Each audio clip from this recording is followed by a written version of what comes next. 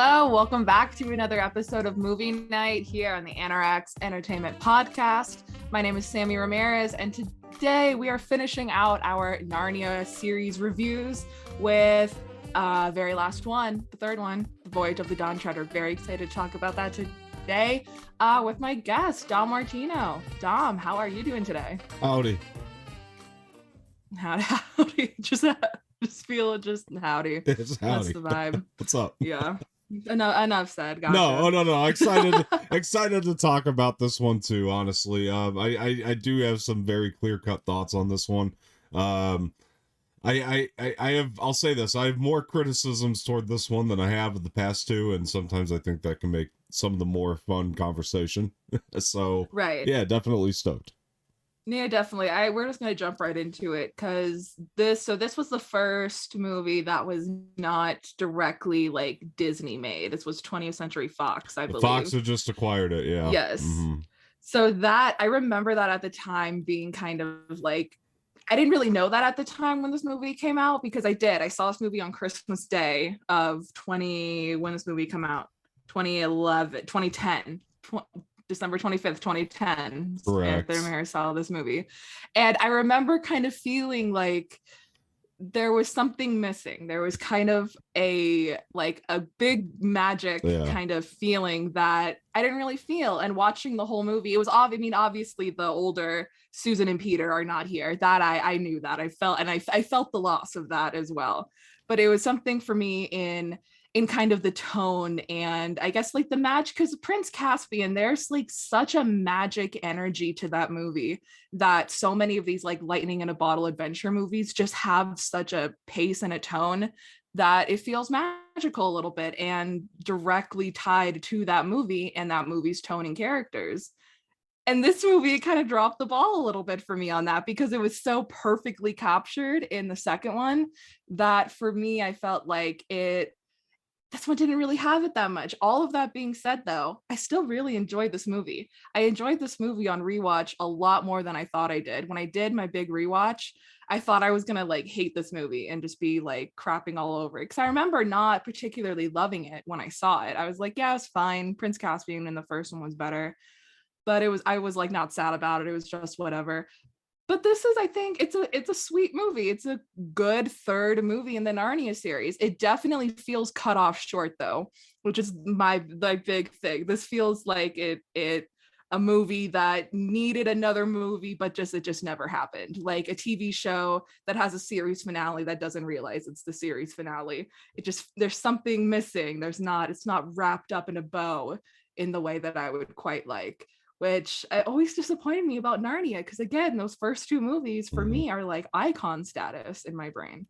But I still really like it. I do really like the addition of Eustace, Will Poulter. Always loved him. I love all the new things they add with Caspian, and the ending I always really enjoyed when Aslan comes back. Like I like this movie.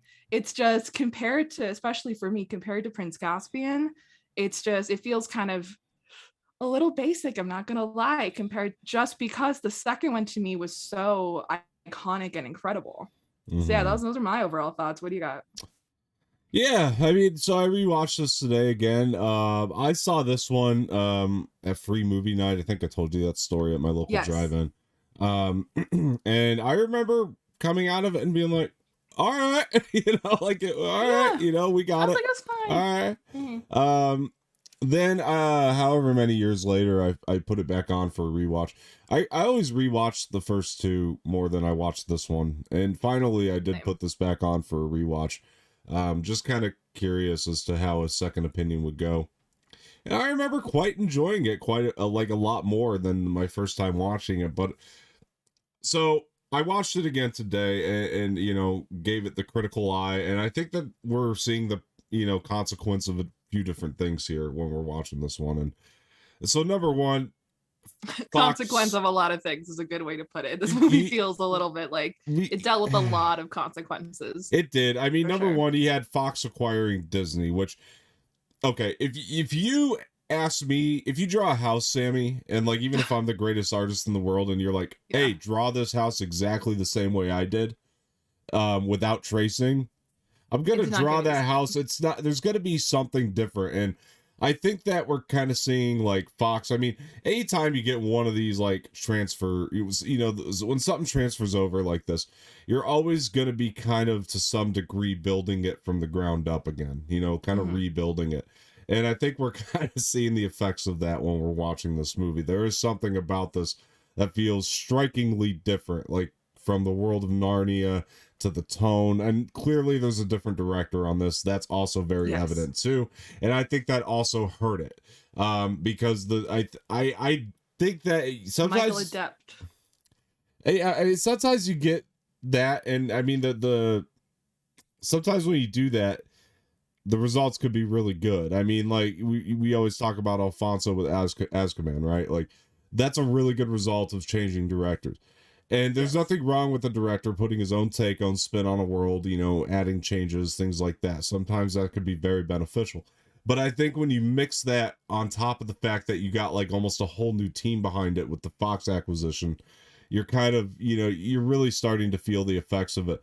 The other thing that I would say about this movie that really hurts it a lot is the fact that this movie is clearly not as polished as the prior two. I'm not talking CGI, because CGI wise, we were actually at a better place when it came to that.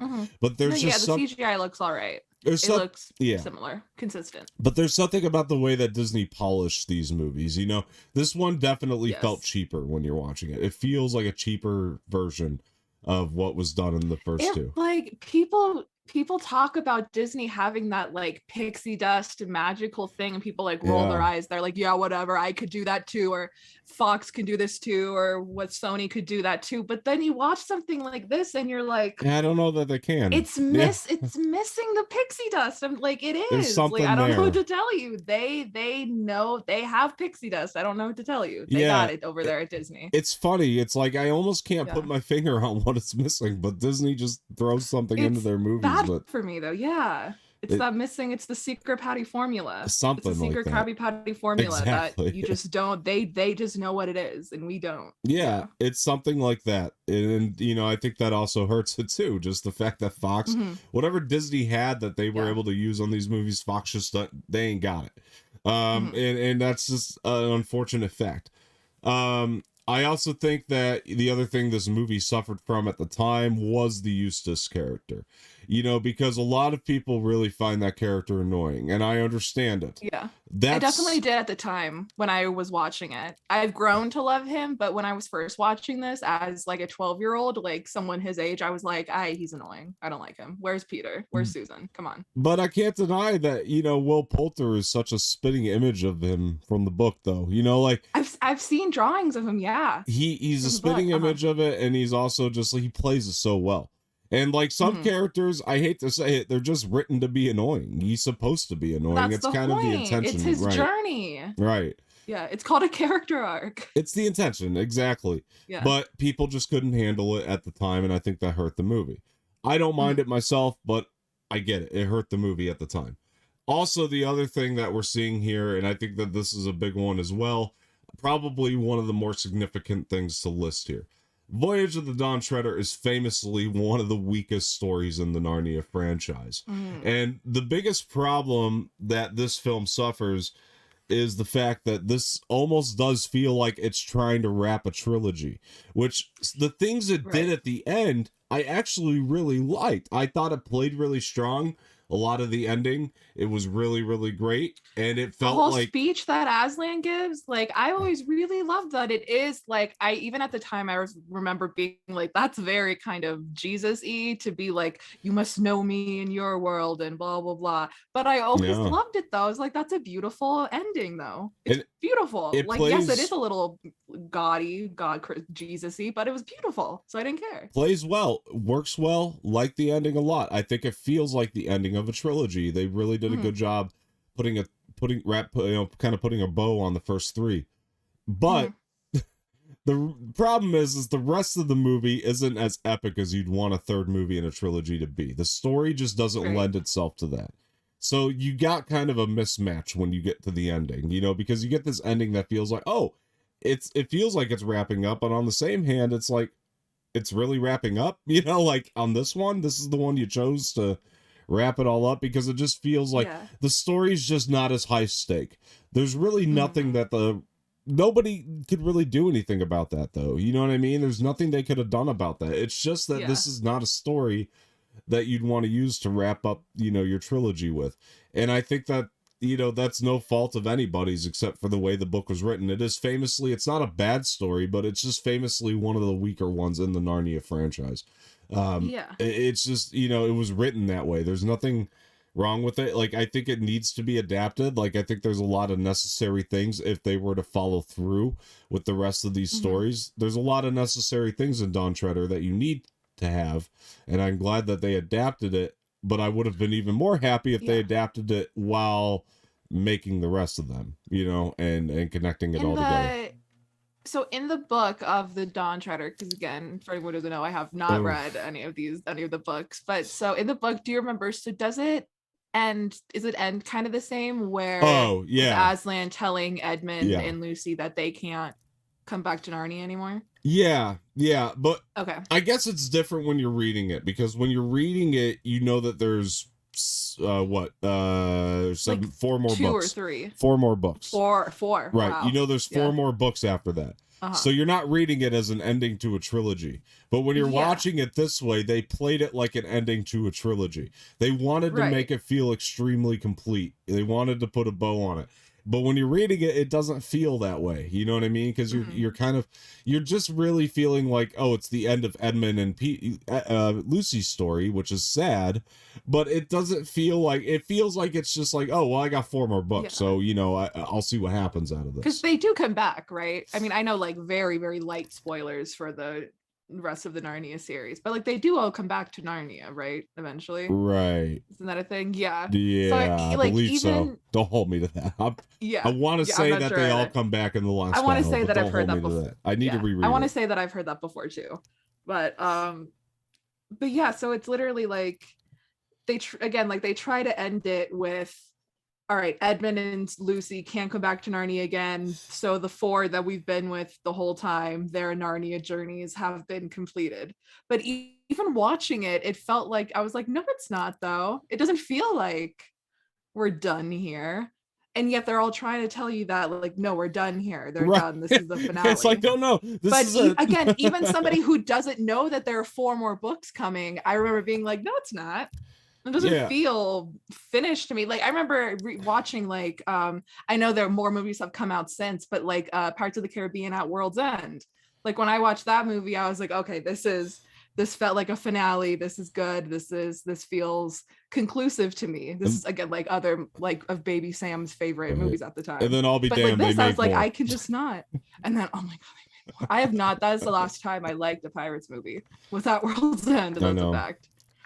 But I felt the conclusion of it. I felt satisfied in that conclusion, because it felt like, oh yeah, this is a conclusion to their story. Here I wasn't convinced that they would never go back to Narnia at the end. The movie didn't convince me that this was their ending, because it wasn't, but they should have tried harder, is what I'm saying. I think that was the intention. You know, I did want to do more and everything, but yeah. I felt like it was a good, like, again, if you just take the ending out of it and like you just watch that part, it is good. It's a good ending for a trilogy, but it's like, because the rest of the story is so lackluster, not insanely lackluster. There's good elements to the story. The story's a good Narnia story. It's just not a great Narnia story. It's not the finale. Right, because it's so lackluster in comparison to the way they were trying to make it feel. I could see how you'd end it and be like, well, I'm not really convinced that could actually be the last one, you know? So it's just really, it's a real toss-up. And they were facing a lot of different things, I think, in the making of this movie. But all that said, I think that with the resources that he had, Mark Apted, I believe, he did a good job with this. Like, he really did. When you look at the resources, tried. You know what I mean? Yeah. He showed up. He did the work. He showed up. He put in effort. It feels like a good effort. It is like, best, for sure. It feels like a good effort. You know, you're clearly missing some of the Andrew Adamson of it all, but like, if he has to do it, and given everything that he was given, I think he did the best damn job he could with it, because you know, it's successful, you know what I mean? Like it does achieve all of the things that it's trying to do, you know what I mean? Which is at the end of the day, like, job well done. And it's a super fun movie, and it's very well intentioned. I think it's a good movie. I really do, and I like it a lot. Even watching it today, I was like, I like this a lot. Still, there's so many good elements. The part on the boat at the end is awesome. That is awesome. Mm-hmm. That's one of the oh, it's so cool. And I like all the like expansions that were added to Narnia in this. I felt like there was a lot of expansions added to the world. Because we really did visit more corners of Narnia in this one, I feel, than we have ever in the past. And yes, I really like that about the movie too. But the problem is, again, is like when you feel like it's kind of cheap, you know what I mean? You kind of look at it and you know it's like that could have been more polished though. When you're following it up with the first, you know, when you've seen the first two prior, you're looking at all these different sections of Narnia and you're like, man, if only that could have looked just a little bit more polished, though. As much as I'm appreciative to be here, and there's a lot of cool ideas in it, and like a lot of the because I think like he did like want to like add a lot of detail to a lot of the different areas and everything. It's just like, imagine if it was just all that much more polished, though. Whatever Disney had, you know, imagine if it just had that little touch of polish that Disney adds to it. You would have just felt so much more immersed in it, and. But I love it though. Like on the same hand, I'm like, I do like this. To me, this movie is a world building movie.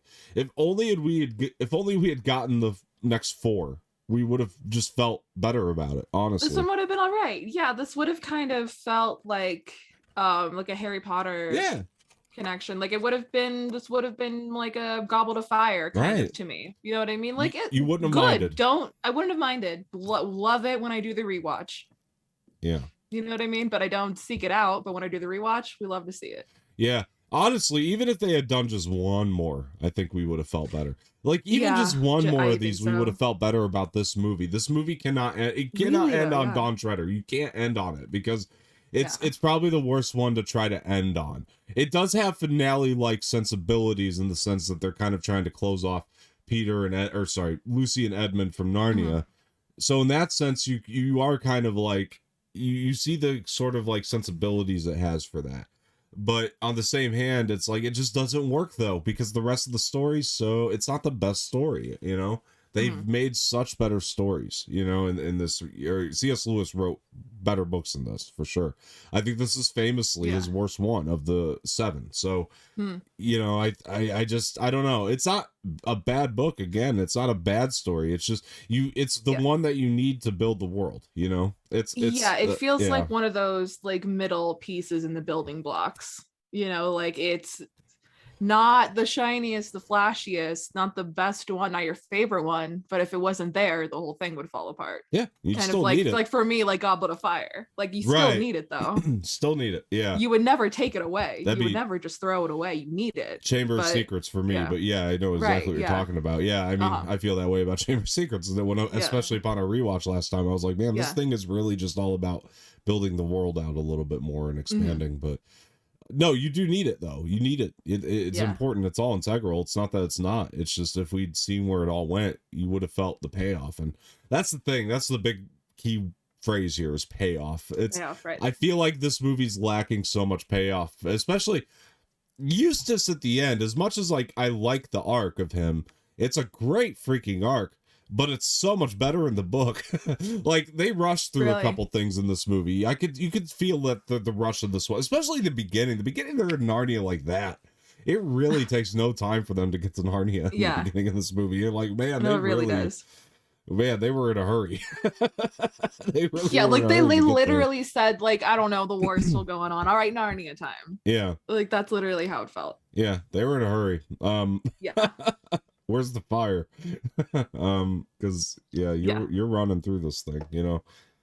It's wild. It's a real wild feeling when you first put it on, and it's like, okay, they look at a painting and they're there. You know, it's really freaking weird. Which is essentially how it happens in the book, but you get more about like why they're at Eustace's, you know, like how did that happen? I know. I never really understood. So what is like Peter and Susan are like with their parents, just like they're. How old are they? What are they like 16 and 18 or something? So they're like living their life doing regular stuff, and then because Edmund and Lucy were still like in school or something, or too young, they had to go live with cousins. Like, I was like, I guess that's what's going on. But again, like that, I was never like, why are we really here? Why is that happening? Why, like, I get the whole Edmund would want to enlist in the army because, you know, he literally lived a life being the king of Narnia, the war king of Narnia for thousands of years. Yeah. But again, I was like, but why are we here with Eustace? Like, why he felt a little bit, which is probably why I felt like he was annoying, because he felt like a plot device. Right. Like, we needed to throw him in here, which he's really not, because we're missing two of the other kids, so we gotta throw another kid in here, so we just gotta do it. And I was like, but I'm still mourning Susan and Peter, so like, you can't just throw another kid in here like that. Yeah, I mean, I don't remember all the details of it. I gotta go back and read it, but I could tell you, I do remember, like, there was a little bit more about, like, Lucy writing letters to Susan and things like that in the book. Oh, that's right, like, too. Yeah, there was more of that Lucy, in the book. Talking about Susan, right? Yeah, and like, so I don't know, the book definitely made you feel more attached to Eustace, or the idea of Eustace, before just jumping right into Narnia, you know, the way you do. So you got that whole thing going on. Excuse me. Yeah, but it's Caspian, you know, great to see him. You know?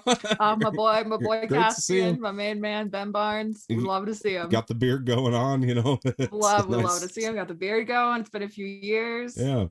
So I did like that. The captain of this ship. Like, oh my gosh. This was when 12-year-old me was like, all right, here we go. Let's go.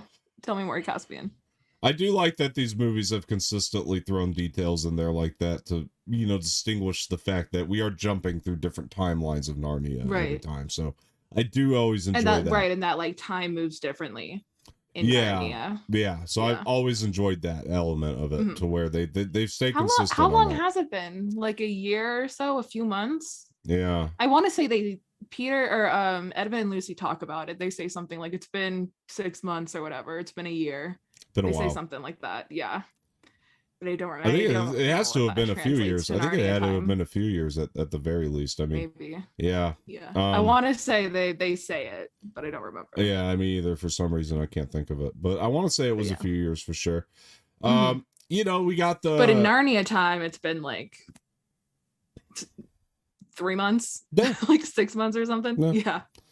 Yeah, we got the mouse back. I can't remember his name. He's got a really cool story in here too. No, in Narnia, it's been like, so if it's been like a year, it's been like 5 years in Narnia. I was thinking about it reverse. Oh, you mean in real time? In real time. So Narnia, right? So real time, it's been a year. Is real like time, 5 it's been years. A year. Real time, it's been a year. Yeah. I'm sorry, I misunderstood your question. Oh no, I was thinking about both. I was thinking that Narnia time moves. Yeah. 5 years faster. Sounds about right. Slower. Narnia time. So 5 years sounds about right. Yeah. Other way around. We got the little mouse. I don't know. It's too. We know what I mean. Yeah. I'm getting hung up on this. Anyway, Rip-a-Cheep, the mouse. I love him. Thank you. Yes, he's great. And his story's great. He's great in the movie. He delivers again. I think that's one of their stronger elements too. I did like having Caspian back. He does feel kind of wasted in the story compared to the first one. For sure. Yeah. Like, I didn't hate his presence. I wanted more of it. You know, like I was just... Yeah, his presence like holds less weight in this one. For sure. I feel like what it is.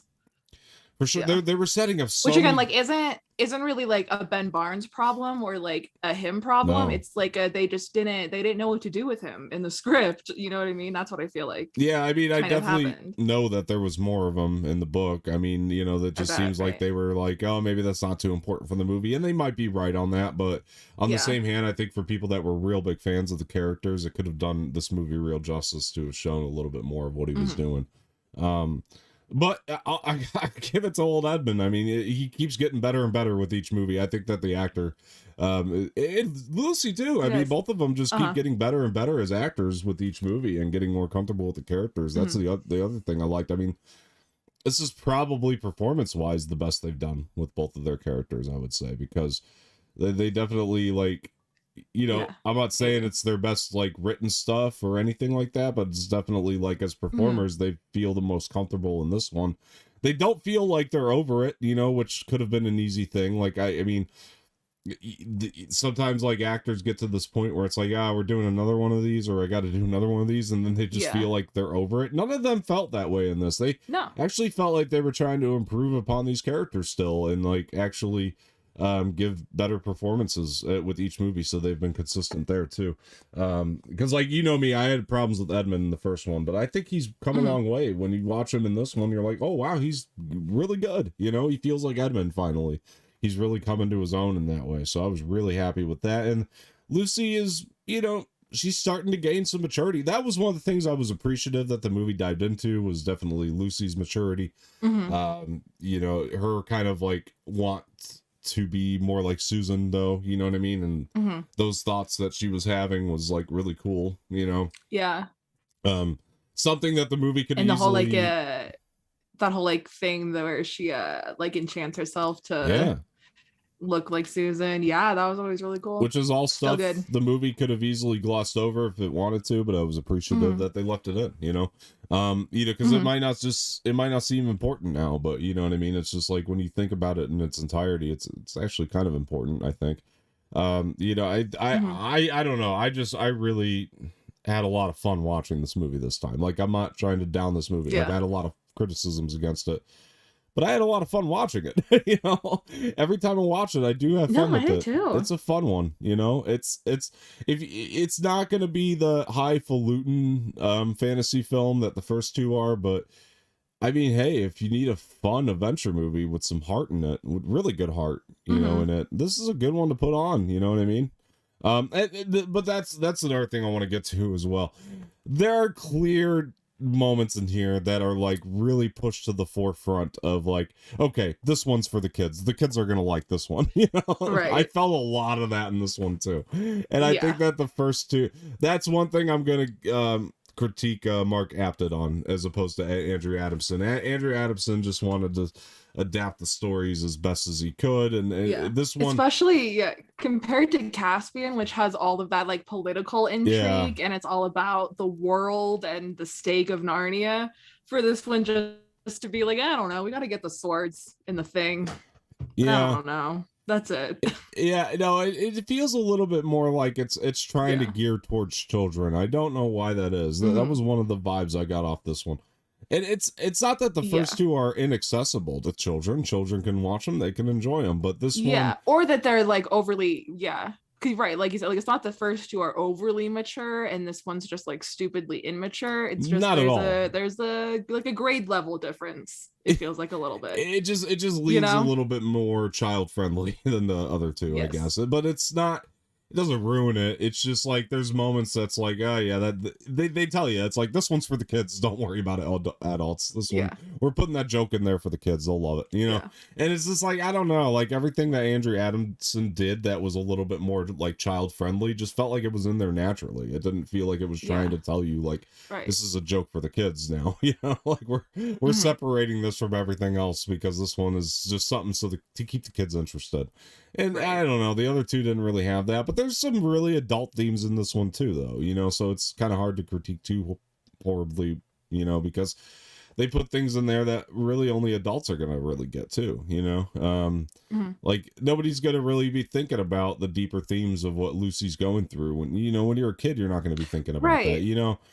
Or I wasn't even thinking about like the complexities of Eustace's character and the whole time of like him being a dragon and everything. That didn't really, because like when I watched it this time, I had a moment where I was like, I don't know if this is just me or the adult me just growing up that I'm thinking this, but I'm like, that's kind of horrifying. Can you imagine just being like turned into a dragon randomly, especially if you're like this anxious kind of stuffy child? He just gets turned into a dragon and has to live that way and do things, and like every time he looked like kind of sad, it like made me a little emotional, because I don't know, it just made me think like, I don't know, I've never thought about that I'm like, no, that would be horrifying. That's a little, it's like, it is light and fun because it's also like, oh, you turned into a dragon, that's funny, huh? But I'm like, that's horrifying. That would be horrifying. Like he's being annoying because he's scared, you know what I mean? Like Eustace is annoying and he does all that stuff, but it's because he's scared. It's because there's something, he hasn't grown into his full power, his full self yet, which is again why he's allowed to come back to Narnia, Aslan tells him. Yeah. And that's the whole thing. But as a child, you're not thinking about that. You're just like, oh, he's annoying. Haha, he's breathing fire now. Yeah. But it is there. You know what I mean? Like it is not as overt as, like, I feel like if Andrew Adamson had directed this, that theme would have been a lot more overt. And I might have picked up on it more without having to like analytically think about it as an adult on like my third time watching it. Certainly would have been more present. But it is there. It's there. But it was still there though. Yeah, it's not like it's lacking any. It's not like it doesn't have that stuff. It's lacking it maybe, but it does. It's not like it's without it. You know what I mean? It's not completely remiss of it, I guess, you know, because like it's definitely, you know, still adds it. And you know, I mean, there's really cool things. I mean, the original score is back quite a bit in this one too, and I mean, it's so it kind of feels consistent on that level as well. But yeah, that you know, going back to the Aslan stuff too, because I mean, it's heavy, you know, when you get to the ending and he's talking to her and like you were saying, you know, on my world, you know me as a different name, you know, you got to come to learn that. That's heavy stuff, you know. It's really it's drawing this parallel between the reality. It's finally starting to close off the lines between reality and the fantasy world, or define them a little bit more maybe than the other two had. Because it is quite because we've talked about this in our other two reviews too, but the lines are very blurred on like, is Narnia real or not, and if it is real, how does it kind of impact you in the real world? Because it's very unclear and the lines are blurred. But I think this movie kind of, because I think I don't know, you probably might have answered this, but if C.S. Lewis seems to kind of be like, it's more of like a spiritual thing, or that's kind of how Aslan talks about it, because it is a religious allegory, like C.S. Lewis has talked about that. This is a Christianity, Jesus, God allegory, 100%. And it's again, which is a spiritual experience and thing that you go through, that it is true that like it is a spiritual thing to have experienced something that nobody else can see and yet know that it's true and believe in it. Like Lucy will now have to do in her real world, not being able to go back to Narnia, which, you know, in theory is what like all people who believe in God do. So and again, like I think that's really beautiful and everything. It just is Andrew Addison just would have done it better. I just know. I don't know. I mean, I do wonder like how Mark Apted would have done again with like the Disney resources too, though, you know, because like I don't want to just sit there and say automatically he would have done it better. I've certainly I mean, I'll be blunt about it. I mean, I've certainly liked his two movies better, but this is my least favorite of the three. But I do always wonder, like, what would it have been like if Mark Apted had the resources that Andrew Adamson had at his disposal to toy around with this too? Yeah. Because he might have made something that was just as killer as the first two. We don't know, you know? Probably not, again, because this is one of the weaker stories, and there's always going to be that thing to it as well, to where this story is just happens to be one of the weaker ones in the franchise. So it's tough, it's difficult, but sometimes you could take something really weak and make it incredibly strong. I always go to Order of the Phoenix with Harry Potter. I don't think it's a weak story by any means, but it's the weakest of the books, I would argue. Yeah, exactly. But I think what they did with the movie, it's one of the best ones. Like they did a bang up job, because there's certain things that when you see it visibly and it's a little bit more tangible, you know, it's just makes a bigger impact than it did in the book for certain things in that. So really it became one of the best movies in that franchise, hands down. So totally. It's, you know, I could have been the same thing here. It's always kind of hard to say, you know. It's just it's one of those things of like what could have been, you know. And that's nothing to do with the director, that's nothing to do with the cast. It's just to do with the resources, I think, at this point. You know, I think that a lot of it is the resources that, you know, Andrew Adamson had a lot more at his disposal. Disney gave him a lot more to work with. You could just tell the other thing, that's another big thing here, scale. I was missing the scale that was in the first two movies. I understand that, yes, we're kind of dealing with a smaller crew, but there was something to the scale of the way it all looked. You know what I mean? Like Andrew Adamson just made those movies feel big, you know, like he made them feel like really big in those first two. This doesn't feel as big, and the story's not as big. It feels smaller. Yeah. the story's not as big, but I still was missing that for some reason. It's like I don't know what could have been done about it, you know. Yeah, because again, like to it. bring this back to Harry Potter again, like Prisoner of Azkaban, I'd also argue is like a smaller story compared to like Sorcerer's Stone and Chamber of Secrets, and especially like Goblet of Fire. But the movie and the book, I'd still argue, feels still so grand and large in scale, even though the story and the happenings are very like local. I guess it feels global, even though the things that are happening are very small in that book. So like so there's a way to do that. There's like a way to, so that's why I'm like, oh, it hurts what might have been with the Disney money or with Andrew Adamson directing, that we could have done it, because again it's very you can make a grand scale on a small story. I think you may have needed... like something with Caspian and the first one, it's I think that's more easy to make it larger scale and grander because the story calls for it, because your first one, you're being introduced to a brand new world and it's epic, and the second one has all this political intrigue and we're building everything and we're opening up the scale for everything, and there's this huge battle at the end between two different armies.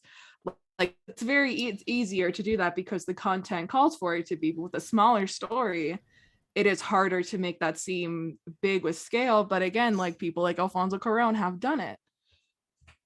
I'm not, and I don't want to say like it had nothing to do with the change of director either, because it definitely has an impact. I mean, but I think to make it like improved, I mean, I think you got to do one of two things. You would have to do one of two things, and that would either to be have Mark Apted work with the same resources Andrew Adamson had, or get Andrew Adamson to direct under the Fox name.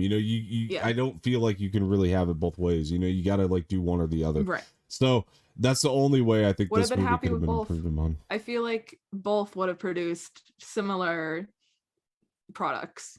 Yeah, I agree. I mean, obviously, like I'm just saying, like if you can't have Andrew Adamson and the Disney resources, if you can't have that, then one of two things would improve this movie: either have Andrew Adamson direct under the Fox name, or have Mark Apted direct under the Disney name.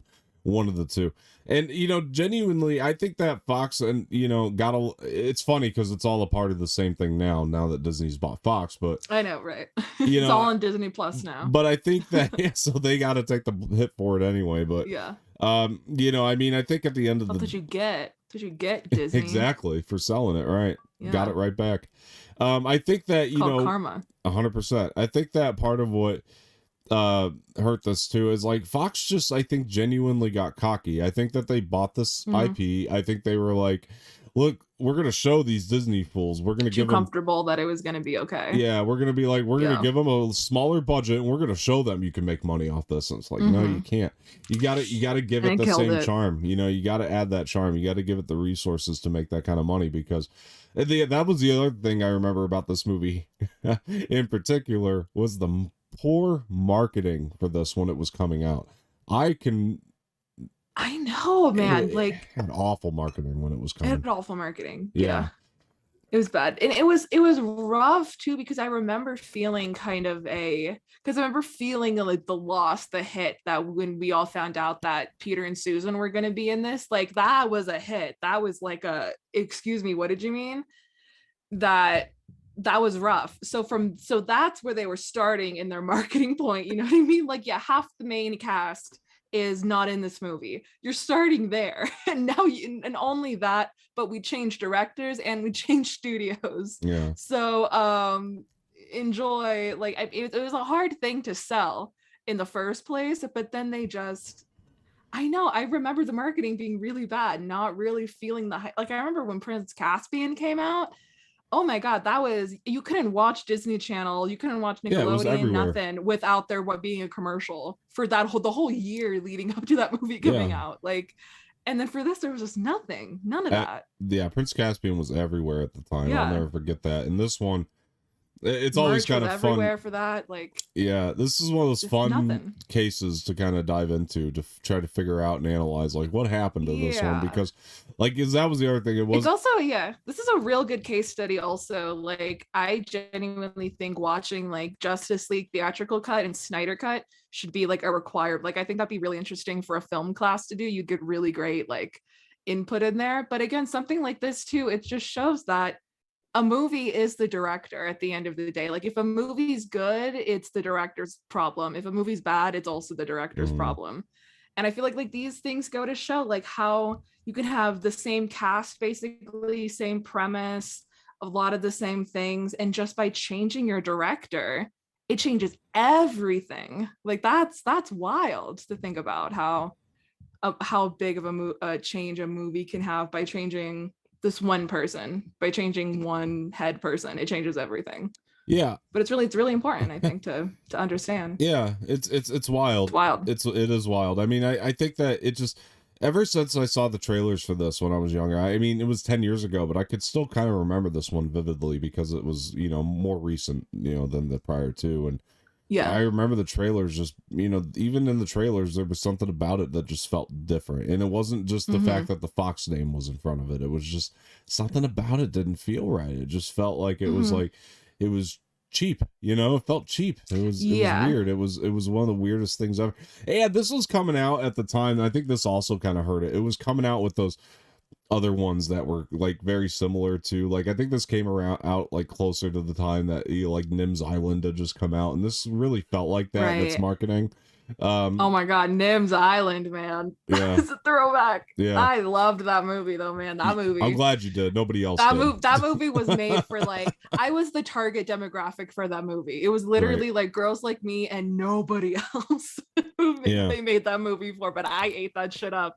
They made it for me and I watched it and I loved it. Yeah. So and that had shout out Nim's Island. That had come out maybe 2 years prior, and like it was around the same time. We kind of had like, there was like that one. There was a couple of other ones just like it, like Water Horse, I think was another one that was coming out around that time. That kind of kids adventure, that kid water movie thing that was going on for a minute. Yeah, it was like weird, right, on an island water thing. Yeah. So like we got a couple things going on too, where it's like we have all these kid water movies that nobody gives a shit about except Samee. Yeah. And on top of that, I was there for all of them. I'm happy, and on top of that, you also, we haven't had Narnia in a while, so people are just kind of forgetting about it, and then you get this trailer that it looks like a ripoff of one of those things, because like the trailers always did look like a ripoff of one of them, and it was like they blend together. If you're not really paying attention, they're just the same movie in your head. So when you look at it, you're kind of like, oh, another one of those things,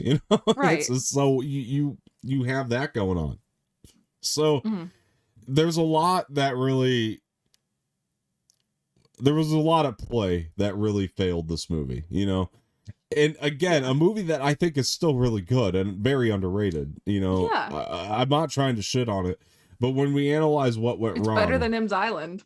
For sure. For sure. I'll say that. Haven't seen Nim's Island in a while, but I'm going to go ahead and Nim's say Island that. And Water Horse, all those. Water Horse, better than all of them. For sure. It's the best of all of those, but it just had the poor task of coming out at the same time as those, or same 3-year span or whatever it was, so but we were just in this odd time where you had all those movies that you're like, nobody really cares about those, and so it was like, and this thing's coming and it looks exactly the same, so at least based on the marketing, when you watch the movie you realize it's very different. And I that was the other thing too, I'll never forget like the shot choices that they chose in the trailer.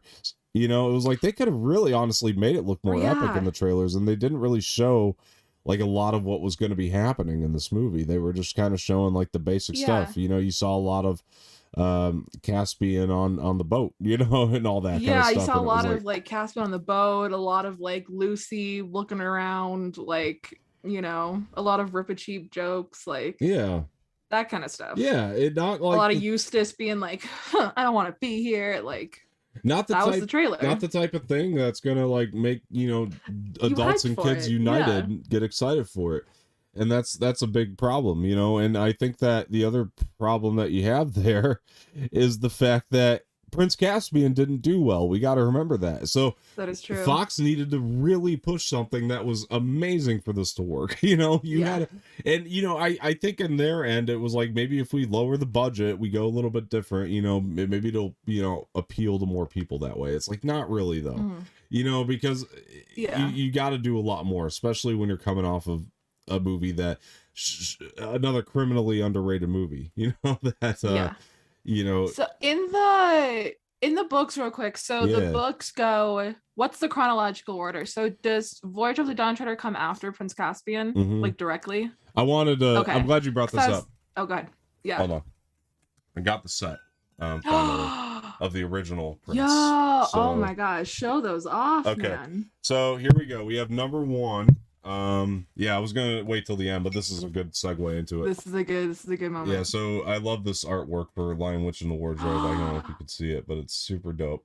And as you could see, Sammy, hold on, wait, on the side, wait a minute, says, hold on, let me find where it's at exactly. Okay, so under C.S. Lewis, number 1, you see the number 1? I can't see the number 1. Hold on. Let me try to get a better angle on this. I know this is like a pain in the ass. On it. Oh, yeah. Try put your hand like behind the book, like put your like one of these. That didn't do shit. Maybe that'll work. Oh yeah, that didn't do shit. Hold on, I had it for a second.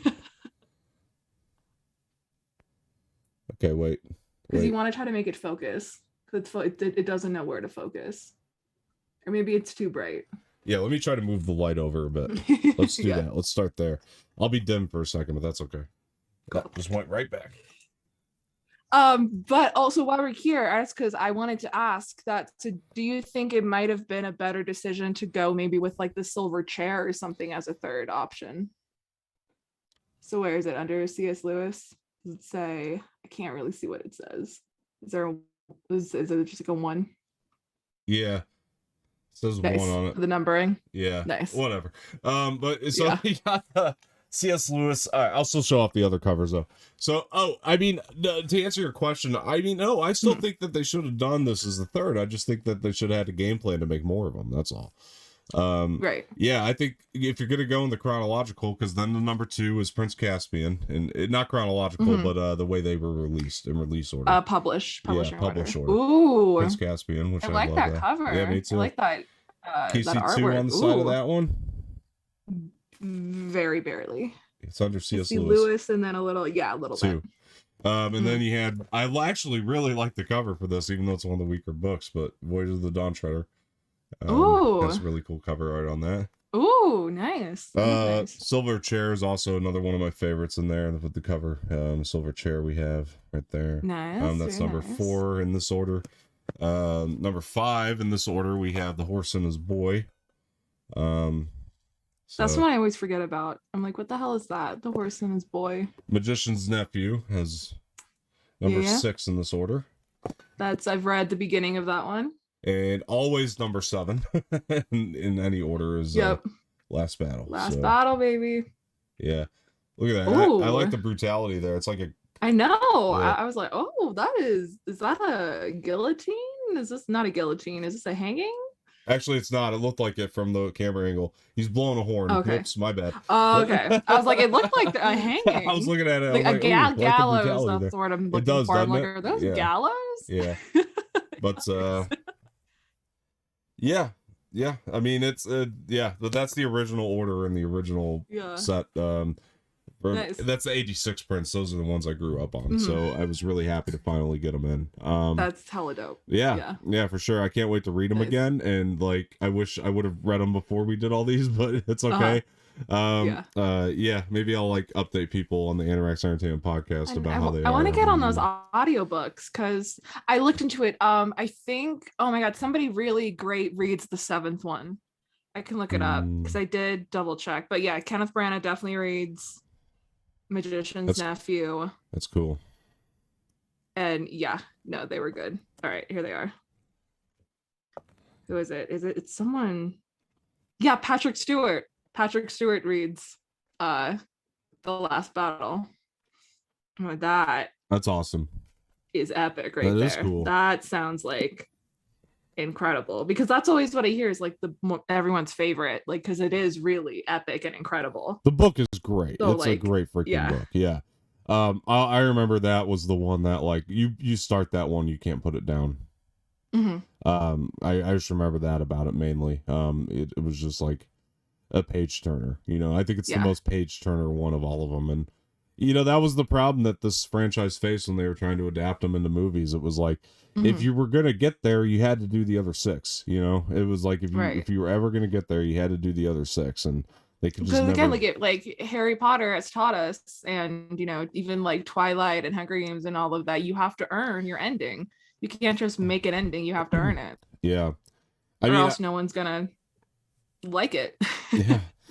Yeah, I think that this franchise, I hope we do see it all played out eventually, because I want there to be like an HBO series or something. I've been saying this about Harry Potter forever. I cannot believe how long people have been yelling at HBO specifically for there to be a Harry Potter series, because every single person would watch it. I don't care how mad you are at J.K. Rowling right now. I'm one of those people, but I would show up for that. I would show the fuck up for an HBO Harry Potter series. And same goes for Narnia. There should be an HBO miniseries of Narnia. They should do like a series, a book, and just do 7 seasons. Like do like 4 or 5 episodes per season and do the whole series. We would eat that shit up. Oh my God, you would make so much money. We would all watch it. I don't remember who has the rights right now. I don't know either. But like people like someone like HBO who's really incredible at doing these grand scale epic type things, but also being great on character and having great directors and writing and all of that. Someone like that needs to do it.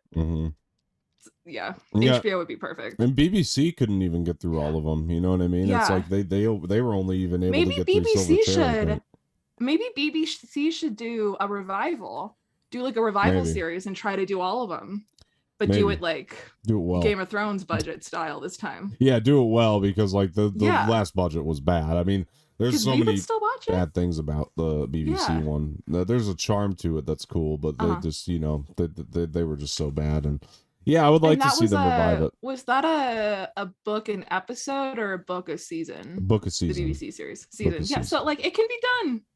Do 7 seasons. It'd be beautiful. Yeah, I mean, I don't know. I don't know what the better order would be to do it either. I don't know if you do it, release order, or if you do it chronological. I don't know. I think either way, it would be really cool to see again. I actually think Disney Plus would be a good place for it. Honestly, I think that it would work out really well. Disney Plus would be perfect. They would do well with it. I think. I mean, I mean, it's this is still to this day. I mean, even though I haven't read them in a long time and I forget so many details about them, I do know that this is still one of my favorite book franchises. Like, I hold this very near and dear to my heart, Yeah. I read these as a kid, and these were books that I just couldn't put down, like it just intrigued me. It's a big part of the reason, outside of Star Wars, but it's a big in Harry Potter and stuff. I mean, it's a big part of the reason I love fantasy, so much, like these days.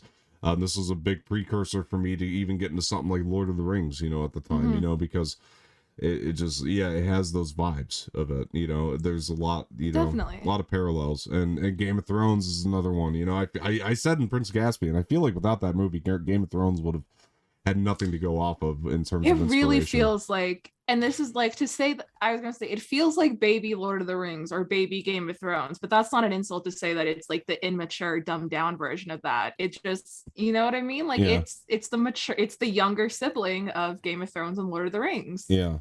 It feels like, Lord of the Rings is the oldest child, like just very mature, like at college at their own thing. And then Lord of the Rings is like the high school kid, like really cool, you love to see him, he's probably the best one, he's great. And then Narnia is like the kid in middle school, like just having a great time, but has the exact same vibes as the older kids, but it's just kind of having a fun, good time. That's Narnia. But they're all related, they all are. For sure. I mean, again, it's just like there's something to these books too. Like I was just glancing at like Lion Witch in the Wardrobe the other day, and I was just looking at it going, oh my gosh, just I could like pick out little paragraphs that I just remembered, and I'm like, oh my gosh, the way it kind of reads like poetry in a way, you know. It's not poetry, but it just all has this rhythm, you know, like C.S. Lewis just wrote in a rhythm, you know, and it's like they're so easy to get through, you know. I would oh my gosh, if I pick this up tonight, and I can't because I have things to do in the morning, but if I did, I wouldn't put it down. You know, I know that for a fact. Like Lion Witch in the Wardrobe still is day one of my favorite books of all time. It's so good. I mean, Last Battle was up there too, but Lion Witch in the Wardrobe is like it's that story. You know what I mean? It's like I'll remember that story for the rest of my life, and it's because of the book. You know, as much as I thought the movie was, again, Andrew Adamson did a bang up job with the movies, but you know, but it's the books. The book started this, and it's a good franchise, and I want to see it happen on film. Like, I think that this there is a way to do it, especially now. Like, we're just in a different time. Like, we talked about like Prince Caspian and how well that actually aged as opposed to like when it first came out, and a lot of people have come around on it. You know, there's a lot of people I know that like rewatched Prince Caspian and said, oh my gosh, this movie was amazing. What was I thinking when I was younger? You know, right. And it's because we're just in a different culture now, you know, like things are changing. And I think Prince Caspian was just like ahead of its time as a movie, you know. It was like nobody was quite ready for that type of like expanding world, you know, the expanding world of Narnia. Nobody was ready for that, you know.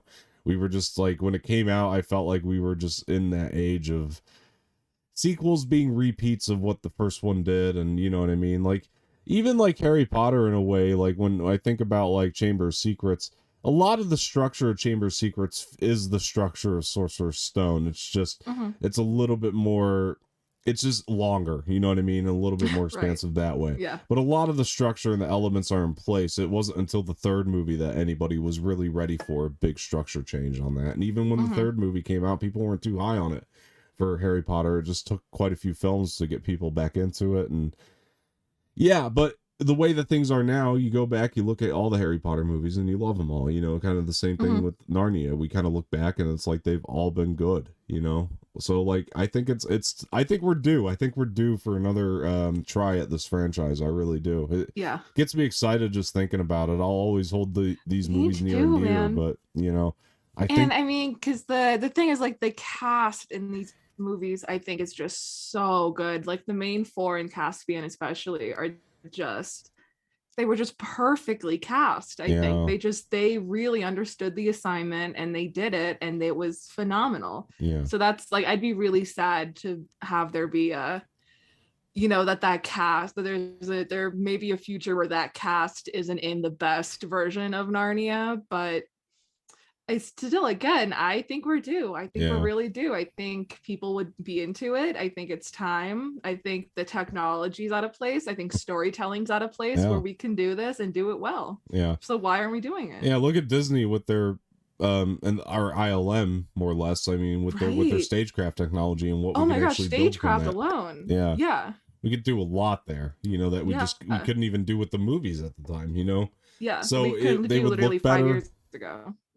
They would look better, you know. I would pray that they'd get a really good cast. But I think that I have faith that you could. I mean, I compare it to, I had a real big attachment to Series of Unfortunate Events, the movie, and I was really afraid of what a new cast would look like in that. And I thought they casted really well for the series too, you know. So you know, it was a different thing.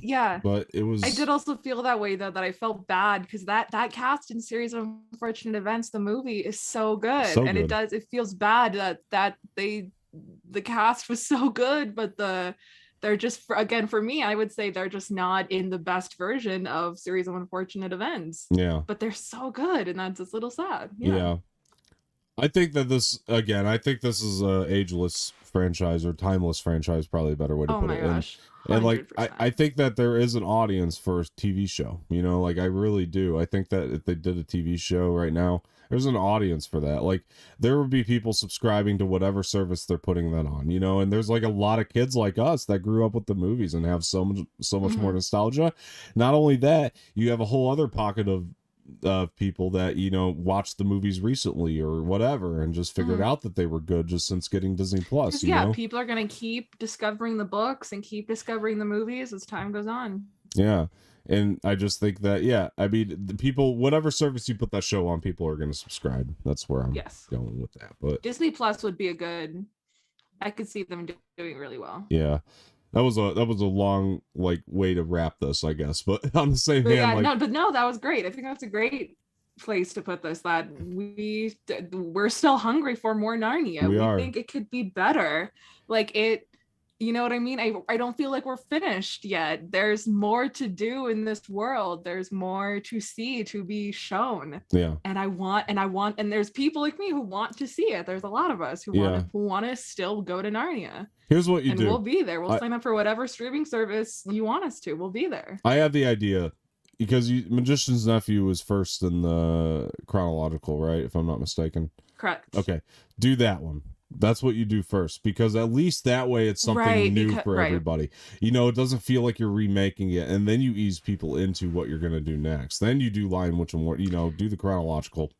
I think, because at least plus, that because way the Pevensies aren't in the Magician's Nephew, right? If I'm correct. Yeah. So you start out, you do your first season or whatever, your first whatever, with a whole new cast, whole new thing, but it's still Narnia. Give it a second. Let us love that and love them, and then introduce us to the Pevensies. That I 100% agree. Yeah, you know, that'd be I feel like that's the only way to go, because it's going to be too stark to start off with. Accept these as the Pevensey children now, because again, we're only 10 years removed from Voyage of the Dawn Treader, or 11 years removed. It's 2021. Holy shit, we're 11 years removed from this movie. So there are still people like me who it's like, no, these four are my Pevensey children, and Ben Barnes is my Prince Caspian, and I refuse to see anybody like that. It'll be so you gotta ease people like me into it. And the next one. Yes, you gotta ease me into it. But that's the way to do it. I don't think there's any other way to do it. 100%. Yeah. I got no real anything else to say. I just gonna say I love this franchise. I 100% want more. So happy we talked about it. Yeah, no, I mean, I'll say I thought this would be funny. Like, what would be a really crazy risk if they did a TV show, but also stupid on their part. But it'd be really crazy if they did do this. They just call the show Magician's Nephew. They don't even like call it Narnia. They just call the show Narnia. They call it Magician's Nephew. I'm gonna give spoiler alert for anybody who does not want to be spoiled for the books, the Lion, the Witch, and any of the Narnia books. If you don't want to be spoiled, thank you for watching. Have a good night. But I have a question. Who is the Magician's Nephew? I don't remember. Because I never got that far. Okay. Never mind then. Sorry, I just kicked some people out. I don't remember. I really don't, Sammy. I wish I did. I wish I had more to say. Because it'd be interesting if something like Aslan or something was the Magician's Nephew or something like that. I'm like, then that would work. You know what I mean? If it's something like that, if you call it like Aslan. I'll say this. I remember Magician's Nephew for some reason. Something about that book felt so separate from the rest of them. Like, it's a good story, but I remember that the book itself just felt so separated from the rest of them. So I don't remember the Magician's Nephew really ever coming back up too much. You know what I mean? Yeah. Like, I honestly, like, I don't remember it being something that, like, came back up. But no, and I remember, because I read like the first couple chapters of it, and I remember feeling like, how the hell is this supposed to tie into the story that I know? I know that somehow yet it's still important. I just don't remember how and why. But I know it's definitely important. And it's interesting because it's technically a prequel, because it was he wrote it as a prequel, knowing that he's going back in time now in his own story. Oh, they're all shuffled. But it being released, though, if you were to read it like in the traditional way, like the bind up of the books that I have, that if you went into Barnes and Noble and bought, that would be the first one that you read. Yeah. I think it's, you know what I mean? So it has to be important, but also it is. I was also like, I was like, how the hell is this? Because it was about two other kids entirely. And it was like they went through something and found Narnia, and it was like I just remember like a little girl and a little boy, and the girl like brought him into Narnia, and that was the thing, and that's all I remember. But I was like, who are these people? I hope they grow up to be someone, because what? I feel like C.S. Lewis's mindset was a little bit more of, I've built this world and I just want to tell a bunch of different stories within this world. But then when he wrote The Last Battle, it's like, okay, I got to figure out how I could tie all this together type of thing. You know, I think that's more or less what it was.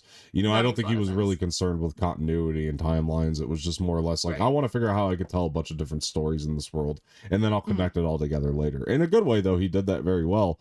It's just, I think that was more of his concern when he was writing them. But what I will say is, like, on the point of it being called Magician's Nephew and not Narnia, is because, like, well, no, because Game of Thrones, it's the franchise is called A Song of Ice and Fire. Game of Thrones is just the first book, so you could do something like that maybe. But true. It'd be stupid because you should call it Narnia because people just know that name. But yeah, it's been referenced in pop culture the thing so is, much like, too. What is the Song of Ice and Fire? Does that refer to like Jon Snow and Daenerys? Like, what? You well, know what yeah, I mean? pretty much. I think it's a little bit more to do with the fact that, it's basically Jon Snow and Daenerys, because Daenerys is, you know, because like she's fire, he's ice. From the House of Dragons, and you know he's a part of like the Night Watch and all that, and it's a little bit more of that, right. So that's because because that is a more. I mean, I guess you could have called Game of Thrones A Song of Ice and Fire, because that is the story arc throughout the whole thing. But like, you know, the thing that ties all of the different story arcs of Game of Thrones together is that they're all battling for the throne. No, and the thing of Narnia that ties all together is that this all takes place in Narnia. Like I said, it'd be a dumb risk, but I'd be blown away if they did try to do something like that. It'd be a dumb risk, because like Narnia is just a name that's been mentioned in pop culture. But you could just like go with like a single word like that, like Narnia, like make it simple. Yeah, just call it Narnia. Just call it the series Narnia. And then I would love that. Just Narnia. Yeah, take out the Chronicles of, because your titles are getting so long at that point. The first movie. Yeah, take out the Chronicles of, just Narnia. Just be Narnia season 1. We're just doing all the books. You understand the first movie probably has the longest movie title of all time. The Chronicles of Narnia, The Lion, the Witch, and the Wardrobe. That's the longest movie title of all time. And in every possible place it could be. Yeah. It's like, man, it's so much when you look at it like that, you know? No, it's wild. Much. Yeah. Yeah. But yeah, anyway. Just Narnia. I like just Narnia. Me even too. Like Narnia the series even sounds too much. Like just Narnia. Just the Narnia. Like, hey, you watch Narnia? You see the last season of Narnia? Like, done. Yeah. Me too. Anyway, I'll give my closing thing. Yes, please. Voyage of the Dawn Treader, guys. Again, it's a really good movie.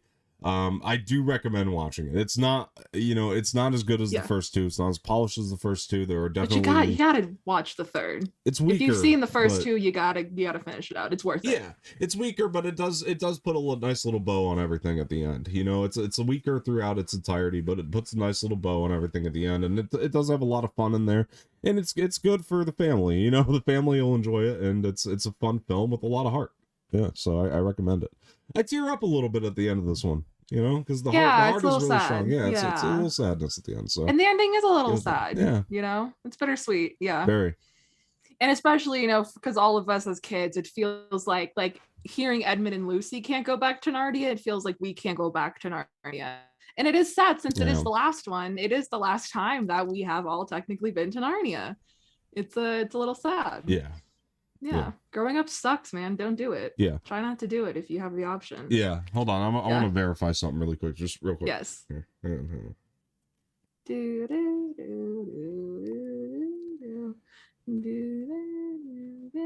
Never mind. This is giving me. Wait a second. Just keep doing that. Keep doing that for a second, or talk or something. I don't know. I mean, we'll get to start up. So next week, guys. Holy shit, we're doing Shang-Chi next week. Giving a heads up. That's gonna be freaking wild. I'm very, very, very excited about that. We got kind of a stacked week after that. I don't know when the next time we're gonna get to do one of these throwback old school. Not that Narnia is old school, but I guess it kind of is old school movie reviews. But we always try when there's a blank in the schedule. But yeah, no, next week Shang-Chi. You're getting serious again, getting legit, very excited about that.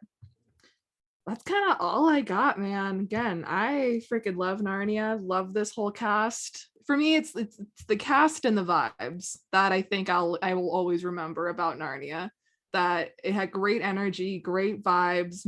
It made me feel magical. It made me feel adventurous as a child, which was, all I could have asked for. And the cast was iconic. I will always remember those two things. And my big takeaways from Narnia. Well, I was just gonna say too, for people who are interested in reading the books, if you have seen this franchise and you stuck with us through these spoiler reviews, that's what I was trying to verify to make sure I wasn't getting a couple details correct. I don't want to spoil everything about where you go in this, but I will say, if you want to learn more about Caspian and Eustace, you definitely want to read the books, and there's a lot going on with them in the last battle. So that's something you're going to want to get around to. I won't spoil who else is in there or anything, but Caspian and Eustace are very key to the story, and I think that you should read them because of that. So, I hope you do. Yeah. You got anything else? That's it. Before we wrap this puppy up. All right, that is going to be it. Follow me on Twitter and Instagram movie night. at Dom_Martino_. Follow us. Instagram Dom_Martino_official. Oh, you're good. Was I good? Oh, I wasn't sure. I think I lagged a little bit on my end. Okay. Anyway, thanks for joining us. I am on Instagram at Samee Ramirez 14. On Twitter and Stereo at Samee Ramirez. You can follow the show everywhere at Interax Official. Next week, we're doing Shang-Chi and the Legend of the Ten Rings. I'm super hyped about that. Me too. Coming back and check us out next week. But until then, thanks for watching. Have a great week, guys. See ya. Bye.